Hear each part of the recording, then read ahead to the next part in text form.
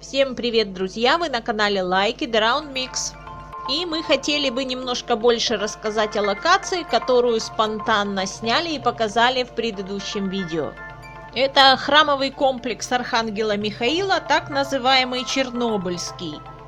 Территориально он расположен в Дарнице, в районе Киевского левобережья. Территория комплекса ограничивается улицей Строителя, проспектом Мира и бульваром Верховного Совета, на котором мы сейчас и находимся. А перед нами центральный вход в храмовый комплекс. В год тысячелетия крещения Руси было принято решение о строительстве на левобережье храмового комплекса в честь Архангела Михаила, и должен был он стать самым большим православным центром на Киевском левобережье. И вот в 1991 году, в 5-ю годовщину Чернобыльской катастрофы, здесь был возведен храм Входа Господня в Иерусалим. Это была первая церковь в Киеве, построенная после 1917 года. И построена она в память о жертвах Чернобыля. Об этом на стене храма справа от входа рассказывает мемориальная табличка и композиция, которую мы сейчас покажем. На плите рядом с названием храма указаны годы его постройки 1990-1991 и выгравированы слова «Посвящается тем, кто отдал свою жизнь ради моей жизни». Ну, естественно, фраза написана на украинском языке. А вот композиция, о которой мы рассказывали, это колокол, разодранный страшным взрывом. А окантовка колокола имеет стихотворное послание, я переведу сейчас его на русский язык. Славьте поэты Эйнштейна и Нобеля, поставьте Марию Кюри в изголовье, черные аисты летят из Чернобыля, черные аисты с белой кровью. В том же году рядом с храмом появился мемориал, в центре которого символический курган с именами погибших ликвидаторов. Давайте напомним исторические факты. В час 24 ночи 26 апреля 1986 года произошел взрыв на 4-м энергоблоке Чернобыльской атомной электростанции и начался пожар. Для ликвидации его и последствий аварии были вызваны дополнительные подкрепления из Киева и прилежащих областей. Уже 27 апреля первую группу пострадавших ликвидаторов из 28 человек отправили самолетом в Москву, в 6-ю радиологическую больницу. Герои, первыми принявшие на себя удар страшной катастрофы, вскоре скончались и были похоронены на московском Митинском кладбище.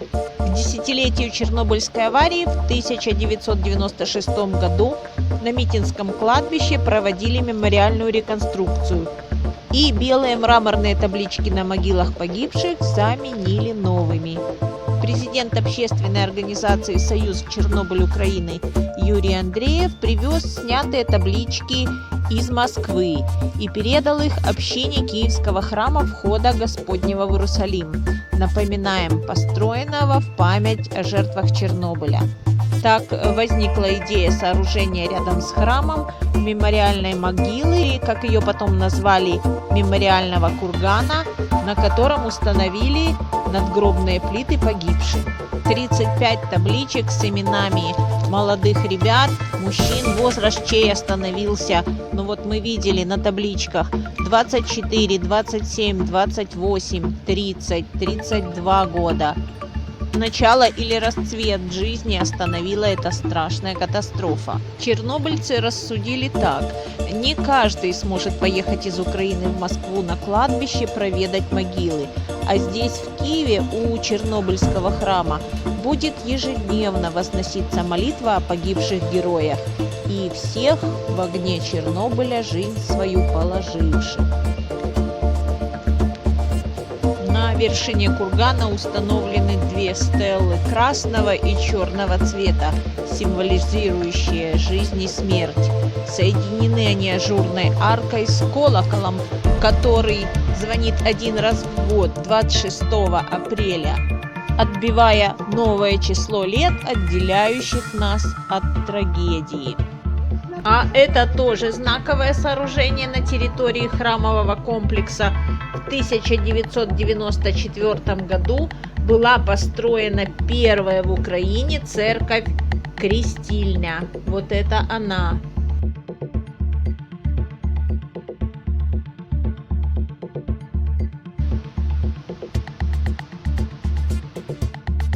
Спустя еще 4 года, в 1998 году, на территории храмового комплекса возведена часовня великомученика Георгия Победоносца в память о киевских милиционерах, погибших в борьбе с преступностью.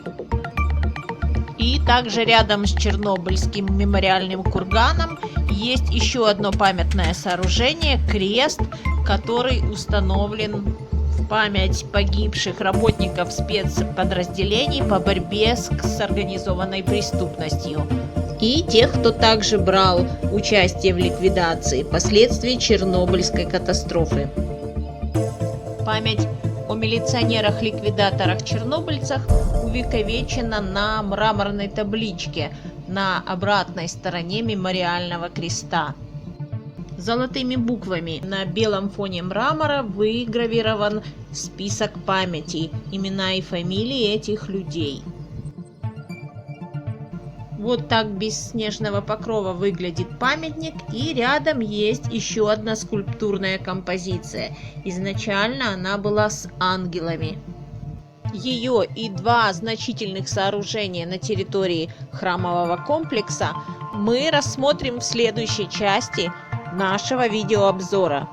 И постараемся объяснить, что же здесь было очень необычным и впечатляющим.